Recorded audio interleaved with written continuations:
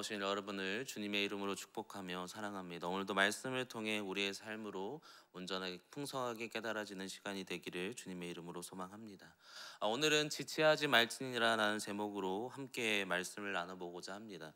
우리는 계속 열왕기 하의 말씀을 보면서 하나님께서 이스라엘 그리고 유다에게 계속해서 말씀하시는 것이 무엇인지를 함께 살펴보고 있습니다. 특히나 오늘 말씀은 9장으로 시작하는 이어지는 8장부터 이어지는 내용을 보면 아합 가문 그리고 이세벨에게 주어지는 하나님의 그 심판에 대한 내용을 다시 한번 우리에게 강조하며 그 시작을 우리에게 알리고 있습니다. 당시에 우리가 잘 아는 아합의 가문은 여러 가지 아세라 그리고 바알의 그 모든 것들을 받아들이기 시작했죠. 그 시작이 바로 이세벨을 아내로 맞이하는 그 모습 속에서 이제 주어졌습니다. 그래서 왕상 16절에 가서 보면 30절과 31절에 이제 요므리의 아들 아합이 여호와 보시기에 악을 더욱 행하였다라고 얘기하고, 그 악의 시작을 31절에 가서 보면 시돈 사람의 왕 그리고 이 바알을 섬기는 이세벨을 아내로 맞이함을 통하여서 그 모습들이 주어졌다라고 얘기합니다. 결국 이세벨을 받아들인 아합 가문 그리고 북이스라엘은 바알을 섬기는 신전과 제단을 쌓는 일에 열심하였습니다. 그리고 그 결과 그들을 받아들임을 통하여서 하나님을 원하여서 하나님을 통하여서 나아가는 나라가 아니라 그 모든 우상들을 통하여 나아가는 모습들이 주어지게 되었습니다. 결국 오늘 등장하는 이 엘리사는 이 엘리야를 통하여서 이제 스승이었던 엘리야를 통하여서 그가 함께했던 그 모습을 함께 살펴보게 되는데, 바알의 선지자 450명 그리고 아세라의 선지자 400명과의 대결을 통해서 결국 하나님이 승리하십니다. 그러나 이 승리를 통하여서 이 엘리야는 쫓기게 되지요. 그리고 오늘 말씀으로 주어지는 이 아합 가문이 무너질 것이다라는 이 내용은 이미 엘리야가 온전히 쫓기는 그 상황 속에서 하나님께서 그에게 준 말씀, 결국 하나님은 하나님의 일을 이루어 가시고 우상을 숭배하는 그 모든 것들을 무너뜨리겠다라는 그 말씀이 그의 제자였던 엘리사를 통하여서 다시금 주어짐을 통해서 그 시작을 오늘 함께 살펴보게 된다라는 것입니다. 근데 오늘 말씀을 통해서 우리가 살펴봐야 되는 그 중점은 무엇이냐면, 하나님은 과연 하나님의 일을 하나님이 선택한 사람을 통해서 어떻게 이루어 가시냐라는 것입니다. 오늘 말씀의 9장 1절은 다음과 같이 얘기하고 있습니다. 9장 1절 말씀인데요, 함께 읽겠습니다. 선지자 엘리사가 선지자의 제자 중 하나를 불러 이르되 너는 허리를 동이고 이 기름병을 손에 가지고 길르앗 라못으로 가라. 오늘 한 청년을 선택합니다. 이 사람은 엘리사의 제자였고, 이 이름이 없는 이 청년, 누구라고 지칭되어 있지 않지만 이 청년을 통해서 말씀하시는 것이 무엇이냐면, 너는 길르앗 라못으로 가서 예후라는 사람을 만나게 될 것이고 그 예후에게 이 기름병을 가지고 가 당신이 이 이스라엘의 왕이 될 것입니다 라는 것을 전하라 라는 것이었습니다. 결국 이 배경의 지식을 보면 우리가 잘 아는 것처럼 그냥 왕을 세우는 일이면 이 청년에게 되게 귀중한 일이죠. 좋은 일이고요.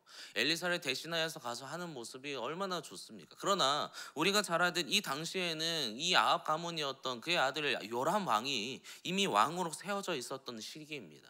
물론 이 요람 왕을 통하여서 모든 일들을 보면 하나님을 떠나 살아가는 악을 행하는 이 요람 왕의 모습을 우리가 살펴보게 되지만, 당시에 그런다 할지라도 왕으로 이미 세워져 있는데 이 청년에게 가서 명하는 게 뭐냐면, 예후라는 그 장관을 만나고 그에게 기름을 부어 그가 왕이 될 것을 얘기하라. 당신을 하나님이 왕으로 세우셨다라는 것을 전하라 라고 얘기하죠. 그래서 3절에 가서 보면 기름을 부어 이스라엘 왕으로 삼노라 하셨느니라 하고 라고 얘기하죠. 결국 이 3절을 통해서 주어지는 것은 선택받은 이 한 청년을 통해서 하나님은 하나님의 일을 이루어 가시는데, 그렇다면 하나님의 일을 이루어 가실 때 우리에게는 어떠한 모습으로, 선택받은 자인 우리가 어떠한 모습으로 살아가야 되는지를 오늘 함께 살펴보기를 소망합니다. 첫째로 이 청년이 주어졌던 하나님의 말씀이 그에게 주어지고 선택받은 자로 쓰임받는 그에게 주어진 첫 번째 모습은 지체하지 말아야 했다라는 것입니다. 그러니까 다시 얘기하면 지체하지 말고 그는 일하였습니다. 오늘 말씀의 4절에 이렇게 얘기하죠. 그 청년 곧 그 선지자의 청년이 길르앗 라못으로 가니라. 1절부터 3절까지는 너가 그곳에 가서 어떠한 일을 해야 된다라는 말씀이 주어지고, 바로 4절에 이 청년이 하는 얘기가 뭐냐면 곧이라는 얘기가 나오죠. 그러니까 그는 하나님의 말씀이 주어지고 엘리사를 통하여서 그 명령이 주어지자마자 곧바로 그 길로 라못으로 가서 예후가 있는 그곳으로 향하는 모습을 우리가 살펴보게 됩니다. 가끔 우리는 하나님의 말씀이 우리에게 주어지고 하나님께서 우리에게 명하시고 원하시는 것이 무엇인지를 알고 있습니다. 그러나 문제는 그러한 것들이 우리에게 주어졌음에도 우리는 하나님의 일을 바로 진행하는 것이 아니라 가끔은 지체합니다. 이 일이 나에게 맞는 것인가? 이 일을 하는 것이 나에게 유익이 되는가? 아니면 이 일을 하는 것이 나에게 어려움으로 다가오지 않는가? 상황과 여건을 날마다 바라보게 되는 것이지요. 하나님은 하나님의 일을 감당하시게 하실 때 우리의 상황과 여건을 바라보시고 일하도록 하시지 않습니다.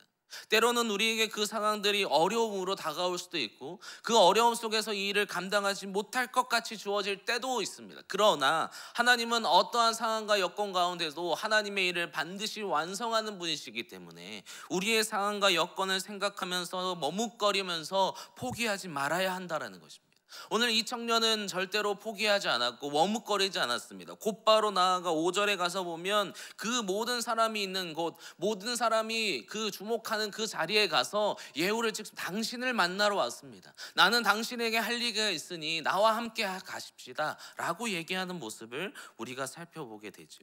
결국 하나님은 지체하지 말고 하나님의 뜻대로 하나님의 일을 하는 사람을 사용하신다라는 것입니다.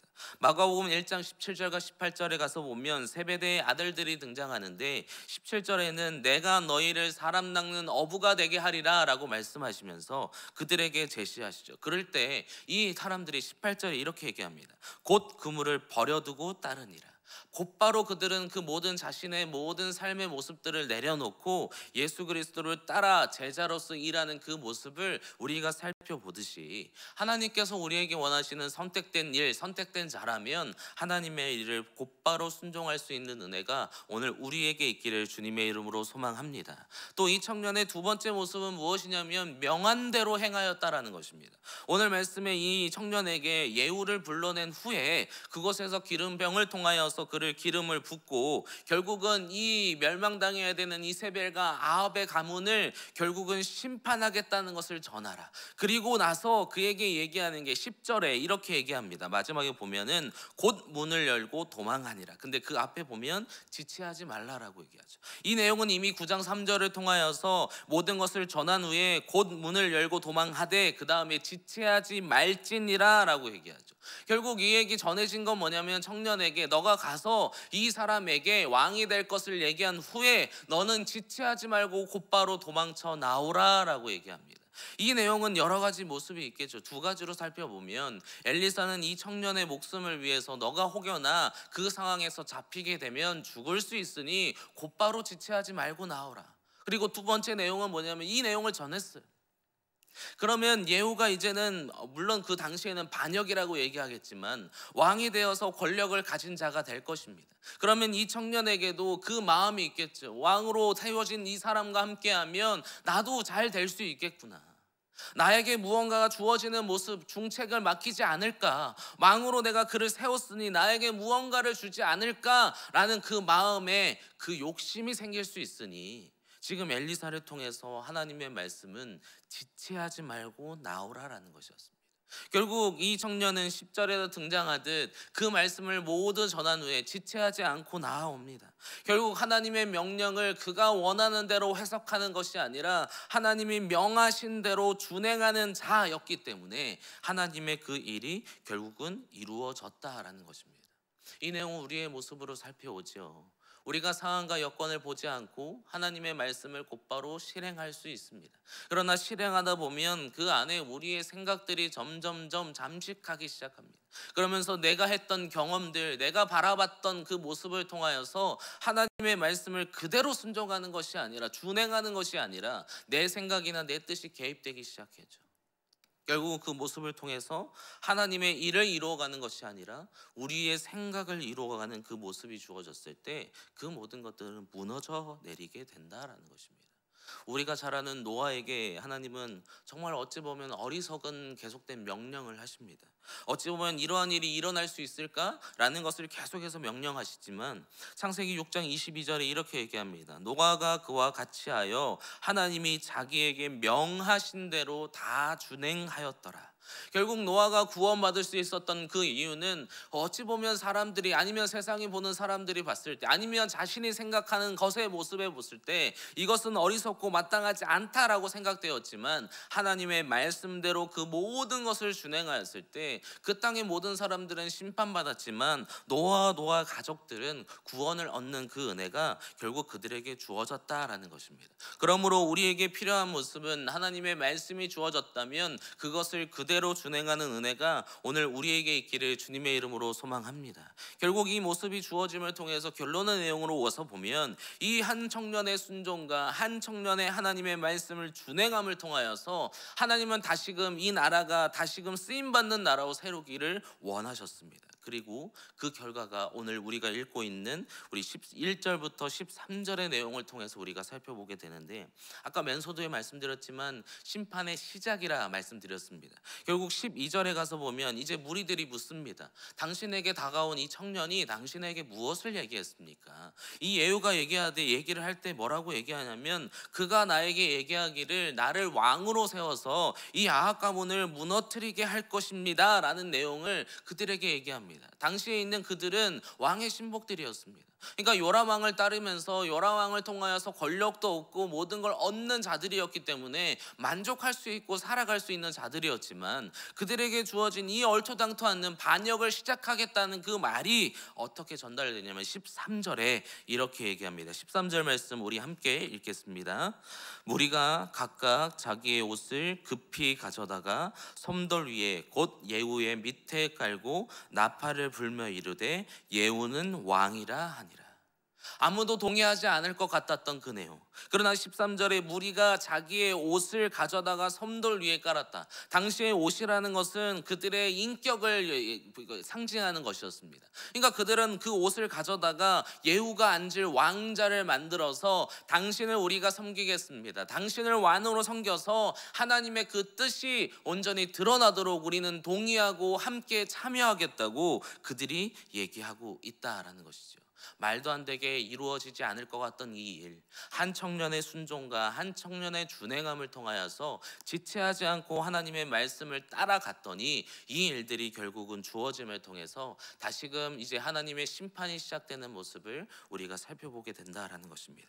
우리에게도 이러한 은혜가 있기를 주님의 이름으로 소망합니다. 하나님은 우리를 선택하셨고 하나님의 사람으로 하나님의 일을 감당하도록 우리를 온전히 이끌어 가십니다. 그때 우리가 하나님의 말씀을 지체하지 말고 곧바로 순종하며 하나님의 말씀을 그대로 순종함을 통하여서 날마다 하나님이 주시는 하나님의 계획의 완성을 함께 바라보고 참여할 수 있는 은혜가 오늘 우리에게 있기를 주님의 이름으로 소망합니다. 특별히 오늘 연휴의 마지막, 명절의 마지막 날입니다. 우리가 함께하는 우리의 가정들 그리고 함께하는 모든 그 친지들과 만났을 때 하나님의 그 복음을 전하는 그 일을 멈추지 아니하고 하나님의 그 사랑을 함께 전하는 귀중하고 아름다운 마지막 명절의 날이 되기를 주님의 이름으로 소망합니다.